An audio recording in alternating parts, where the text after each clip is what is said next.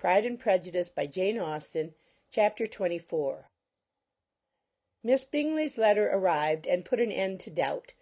The very first sentence conveyed the assurance of their being all settled in London for the winter, and concluded with her brother's regret at not having had time to pay his respects to his friends in Hertfordshire before he left the country. Hope was over, entirely over, and when Jane could attend to the rest of the letter, she found little, except the professed affection of the writer, that could give her any comfort. Miss Darcy's praise occupied the chief of it. Her many attractions were again dwelt on, and Caroline boasted joyfully of their increasing intimacy, and ventured to predict the accomplishment of the wishes which had been unfolded in her former letter. She wrote also with great pleasure of her brother's being an inmate of Mr. Darcy's house, and mentioned with raptures some plans of the latter with regard to new furniture. Elizabeth, to whom Jane very soon communicated the chief of all this, heard it in silent indignation. Her heart was divided between concern for her sister and resentment against all others. To Caroline's assertion of her brother's being partial to Miss Darcy she paid no credit.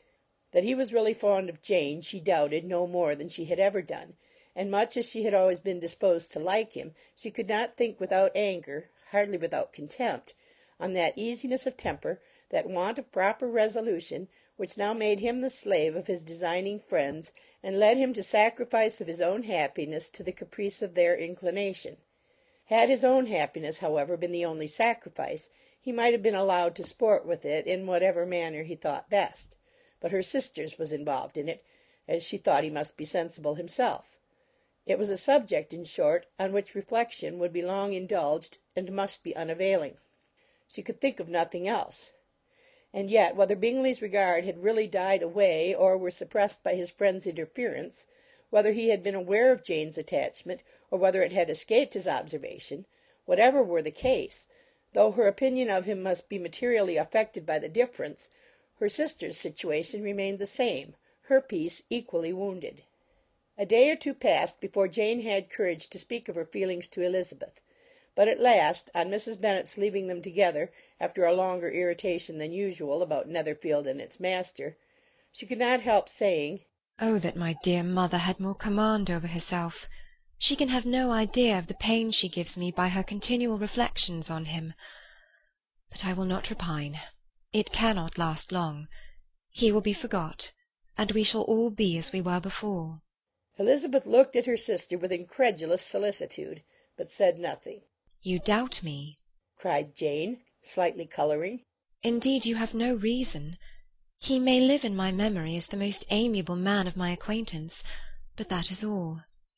I have nothing either to hope or fear, and nothing to reproach him with. Thank God, I have not that pain.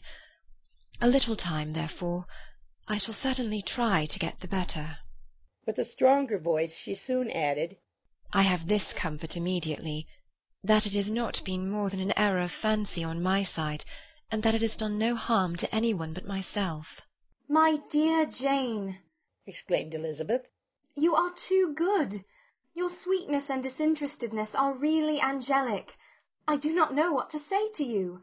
I feel as if I had never done you justice or loved you as you deserve." Miss Bennet eagerly disclaimed all extraordinary merit, and threw back the praise on her sister's warm affection. "Nay," said Elizabeth, "this is not fair.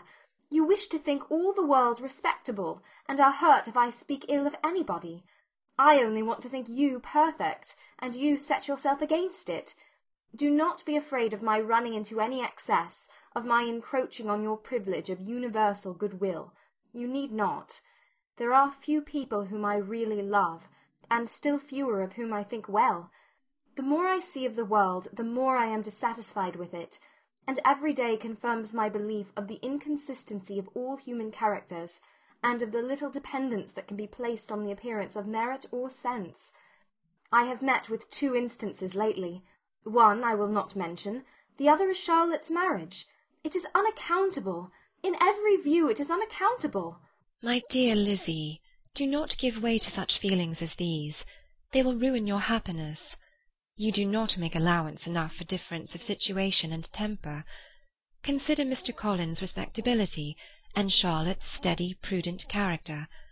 Remember that she is one of a large family, that as to fortune it is a most eligible match, and be ready to believe, for everybody's sake, that she may feel something like regard and esteem for our cousin. To oblige you, I would try to believe almost anything, but no one else could be benefited by such a belief as this, for were I persuaded that Charlotte had any regard for him, I should only think worse of her understanding than I now do of her heart. My dear Jane, Mr. Collins is a conceited, pompous, narrow-minded, silly man. You know he is as well as I do, and you must feel, as well as I do, that the woman who married him cannot have a proper way of thinking. You shall not defend her, though it is Charlotte Lucas. You shall not, for the sake of one individual, change the meaning of principle and integrity, nor endeavour to persuade yourself or me that selfishness is prudence, and insensibility of danger security for happiness. I must think your language too strong in speaking of both, replied Jane. And I hope you will be convinced of it by seeing them happy together. But enough of this. You alluded to something else. You mentioned 2 instances. I cannot misunderstand you, but I entreat you, dear Lizzie, not to pain me by thinking that person to blame, and saying your opinion of him is sunk. We must not be so ready to fancy ourselves intentionally injured.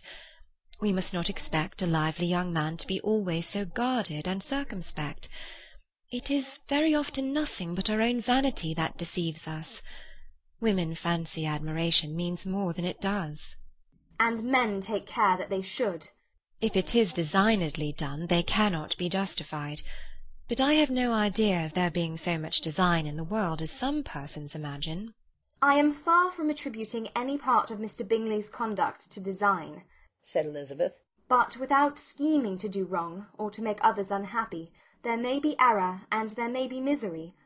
Thoughtlessness, want of attention to other people's feelings, and want of resolution will do the business. And do you impute it to either of those? Yes, to the last. But if I go on, I shall displease you by saying what I think of persons you esteem. Stop me whilst you can. You persist, then, in supposing his sisters influence him? Yes, in conjunction with his friend. I cannot believe it. Why should they try to influence him? They can only wish his happiness, and if he is attached to me, no other woman can secure it. Your first position is false. They may wish many things besides his happiness. They may wish his increase of wealth and consequence. They may wish him to marry a girl who has all the importance of money, great connections, and pride. Beyond a doubt they do wish him to choose Miss Darcy, replied Jane. But this may be from better feelings than you are supposing. They have known her much longer than they have known me. No wonder they love her better. But whatever may be their own wishes, it is very unlikely they should have opposed their brothers. What sister would think herself at liberty to do it unless there was something very objectionable? If they believed him attached to me, they would not try to part us. If he were so, they could not succeed. By supposing such an affection, you make everybody acting unnaturally and wrong, and me most unhappy. Do not distress me by the idea. I am not ashamed of having been mistaken, or at least it is light. It is nothing in comparison of what I should feel in thinking ill of him or his sisters. Let me take it in the best light, in the light in which it may be understood. Elizabeth could not oppose such a wish, and from this time Mr. Bingley's name was scarcely ever mentioned between them. Mrs. Bennet still continued to wonder and repine at his returning no more, and though a day seldom passed in which Elizabeth did not account for it clearly, there was little chance of her ever considering it with less perplexity. Her daughter endeavoured to convince her of what she did not believe herself, that his attentions to Jane had been merely the effect of a common and transient liking, which ceased when he saw her no more. But though the probability of the statement was admitted at the time, she had the same story to repeat every day. Mrs. Bennet's best comfort was that Mr. Bingley must be down again in the summer. Mr. Bennet treated the matter differently. "So, Lizzie," said he one day, "your sister is crossed in love, I find. I congratulate her. Next to being married, a girl likes to be crossed a little in love now and then. It is something to think of, and it gives her a sort of distinction among her companions. When it's your turn to come, You will hardly bear to be long outdone by Jane. Now is your time. Here are officers enough in merit and to disappoint all the young ladies in the country. Let Wickham be your man. He's a pleasant fellow, and would jilt you creditably. Thank you, sir, but a less agreeable man would satisfy me. We must not all expect Jane's good fortune. True, said Mr. Bennet. But it is a comfort to think that whatever of that kind may befall you, you have an affectionate mother who will make the most of it. Mr. Wickham's society was of material service in dispelling the gloom which the late perverse occurrences had thrown on many of the Longbourn family. They saw him often, and to his other recommendations was now added that of general unreserve. The whole of what Elizabeth had already heard, his claims on Mr. Darcy, and all that he had suffered from him, was now openly acknowledged and publicly canvassed, and everybody was pleased to know how much they had always disliked Mr. Darcy before they had known anything of the matter. Miss Bennet was the only creature who could suppose there might be any extenuating circumstances in the case unknown to the society of Hertfordshire. Her mild and steady candour always pleaded for allowances, and urged the possibility of mistakes. But by everybody else Mr. Darcy was condemned as the worst of men. Chapter 24.